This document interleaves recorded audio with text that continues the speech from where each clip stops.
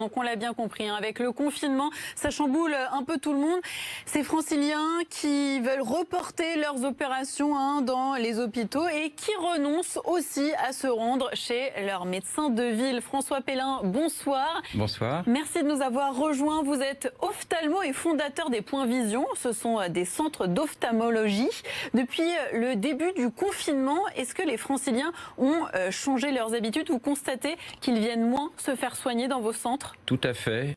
On a constaté depuis le début de la semaine une diminution d'à peu près 50% sur notre centre qui est en centre de Paris et de 30% sur celui qui est à la Défense.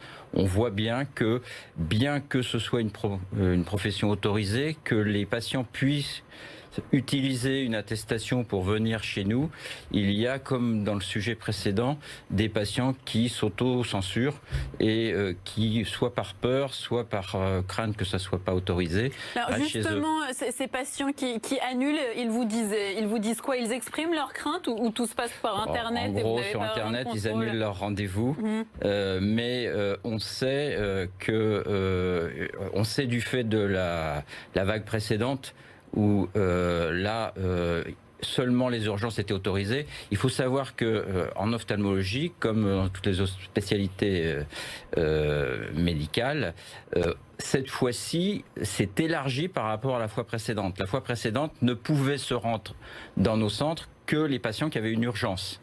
Là il est autorisé à tous les patients, sauf s'ils peuvent être pris en charge par de la téléconsultation, mais il est évident qu'en ophtalmologie, il y a des machines et qu'on ne peut pas faire un petit point vision chez soi tous les soirs. Donc c'est important de le rappeler, parce que c'est peut-être pas très clair dans la tête de tous nos téléspectateurs. C'est autorisé, on assure la sécurité maximale. Il y a des recommandations de la Société française d'ophtalmologie. Alors justement, quels sont les protocoles que vous mettez en place pour assurer au maximum la sécurité sanitaire des patients? Alors d'abord, ces protocoles ont été fixés pas uniquement par nous, mais par la Société savante d'ophtalmologie qui nous indique très précisément ce qu'on doit faire. On ne doit pas avoir plus de tant de patients dans la salle d'attente. Toutes les portes sont ouvertes. La désinfection des machines se fait systématiquement entre deux patients. On prend la température des patients à l'entrée. S'il y a trop de patients en même temps, on demande à certains de rester dehors. En tout cas, vraiment, on prend le maximum de précautions et les patients peuvent venir en toute tranquillité consulter chez nous, Point Vision, ou chez d'autres spécialistes. Parce que par contre, ce qu'on a constaté la dernière fois, la dernière vague, c'est que des patients qui avaient des situations graves, qui nécessitaient une intervention urgente, étaient tellement terrorisés qu'ils restaient chez eux et qu'ils ne venaient pas.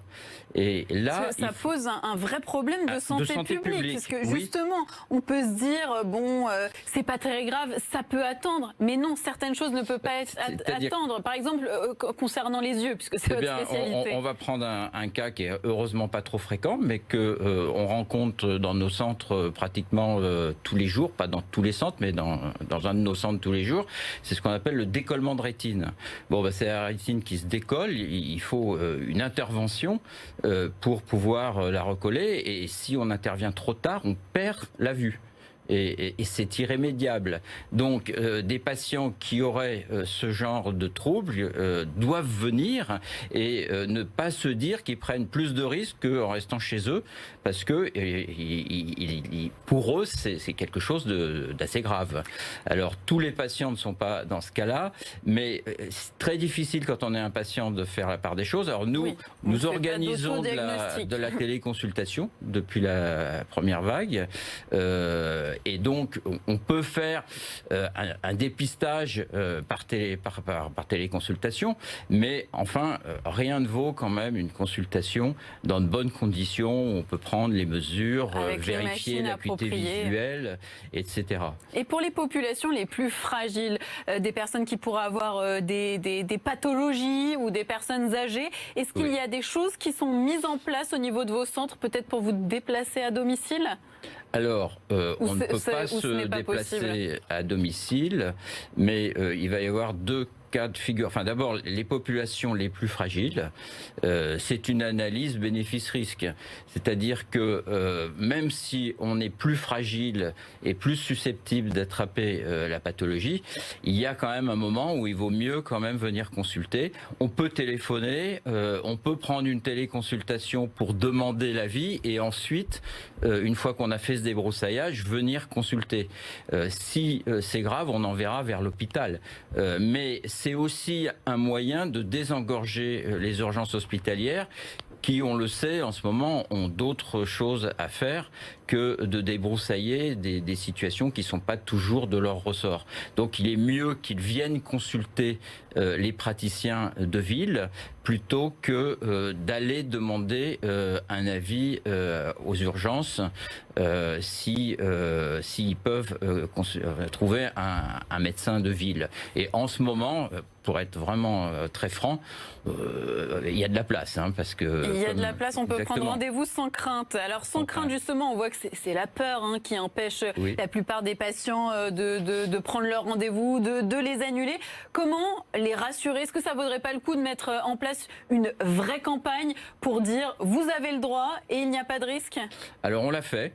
Chez Point Vision, on a envoyé hier sur la région à nos patients qui avaient déjà consulté. On ne peut pas se permettre d'aller envoyer ça à quelqu'un qu'on ne connaît pas, mais à nos patients dont on a les numéros de portable, on a envoyé un SMS hier à tous nos patients pour leur dire qu'ils pouvaient, enfin que les consultations étaient ouvertes et que s'il y avait nécessité, d'abord s'ils avaient rendez-vous, qu'ils viennent à leur rendez-vous, et s'ils avaient un problème, qu'ils n'hésitent pas à prendre rendez-vous chez un ophtalmologiste, plutôt que de rester chez eux avec quelque chose qui nécessite peut-être une intervention. Et c'est intéressant finalement, les comportements sont les mêmes qu'au printemps dernier. Vous observez exactement la même chose. Oui, alors c'est d'autant plus vrai que comme on n'est pas dans la même configuration, nous les médecins de ville, que la dernière fois, les gens pensent que c'est comme la dernière fois.